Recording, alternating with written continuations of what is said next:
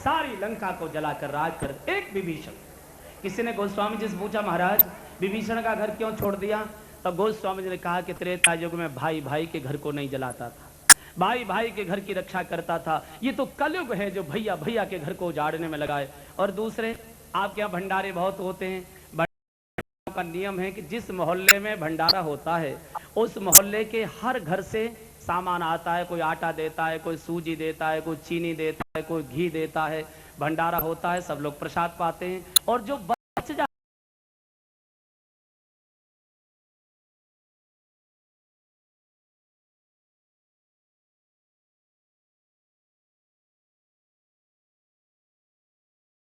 कोई घी लाया, कोई तेल लाया, तो हनुमान जी ने हर एक के घर प्रसाद पहुंचाया।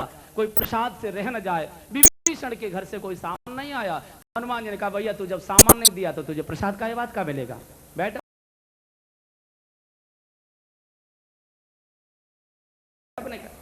और यहां से पूछ बढ़ाए खोए श्रम, धर लग रूप बहोर, जनक सुता के आगे ठाड़ कर जोर।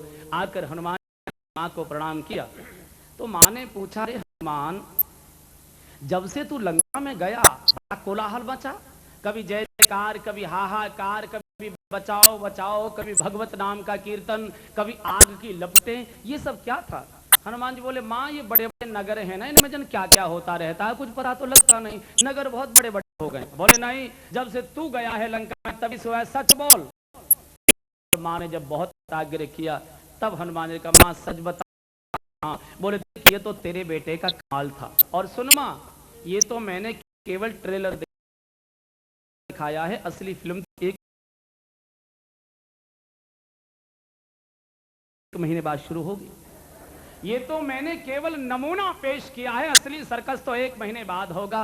और अब हनुमान जी ने कहा, माँ प्रभु प्रतीक्षा करते होंगे, इसलिए माँ तुम मोहि दीजे कछु चीना, माँ तुम मोहि दीजे कछु चीना, जैसे रघुनायक मोहि दीना, जैसे रघुनायक मोहि दीना, चूड़ामणि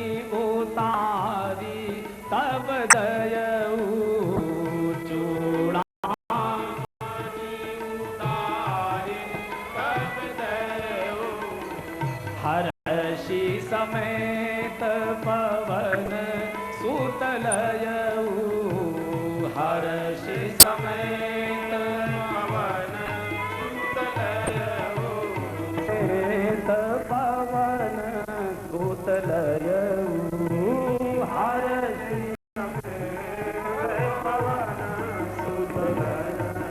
माँ ने चूड़ामन उतार कर दिया। हनुमान जी ने स्वीकार किया। रो रो कर माँ ने कहा, हनुमान तू आया था तो थोड़ी मुझे शांति मिली, फिर तू मुझे उसी हाल पर छोड़कर जा रहा है। भगवान को जाकर कहना कि आप दीन दयाल विरध संभारी हो, मेरे दुख को दूर करो। 1 मास में अगर नहीं आएंगे तो मैं जीवित नहीं मिलूंगी। जाकर भगवान को धनुष बाण की याद दिलाना, जयंत की कथा सुनाना कि जयंत ने जरा अपराध किया तो आप इतने क्रोध में आ गए, और मैं 1 वर्ष से सजा भोग रही हूँ, आपको क्रोध क्यों नहीं आ रहा है? जाकर मेरी करुण कथा उनको सुनाना। हनुमान जी माँ को प्रणाम करके चले, और इतनी जोर की किलकारी मारी हनुमान जी ने कि जितनी लंका में गर्भवती राक्षसियां थीं, सबके गर्भ गिर गए। सवै गर्भ रजनी चर भारी। जिसे किसी ने पूछा, महाराज हनुमान जी गर्भ श्राप कराएं, ये तो समझ में नहीं आता। गोस्वामी जी कहते हैं, हनुमान जी जो करते हैं बहुत विचार के करते हैं। हनुमान जी को मालूम है कि भगवान 1 मास के अंदर आएंगे, इन बड़े बड़े राक्षसों को मारकर चले जाएंगे। अगर ये गर्भ पलते रहे तो ये बच्चे जन्म लेंगे, फिर राक्षसी कृत्य करेंगे, जनता को फिर दुख देंगे, भगवान को बार बार लंका आने का झंझट करना पड़ेगा।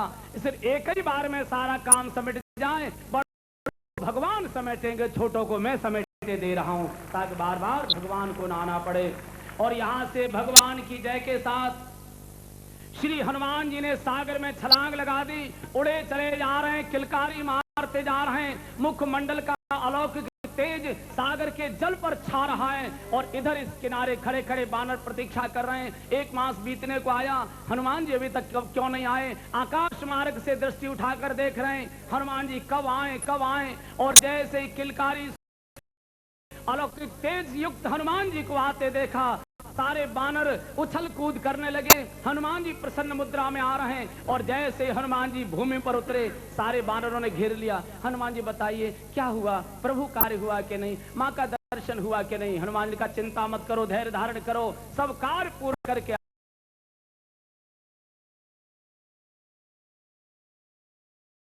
आया हूं। और जैसे ही बानरों को पता लगा हनुमान जी भगवत कार्य पूर्ण करके आए, हनुमान जी को तो बीच में खड़ा कर लिया और मंडल बनाकर नाच नाच कर सारे बानर हनुमान जी का स्तुति गान करने लगे।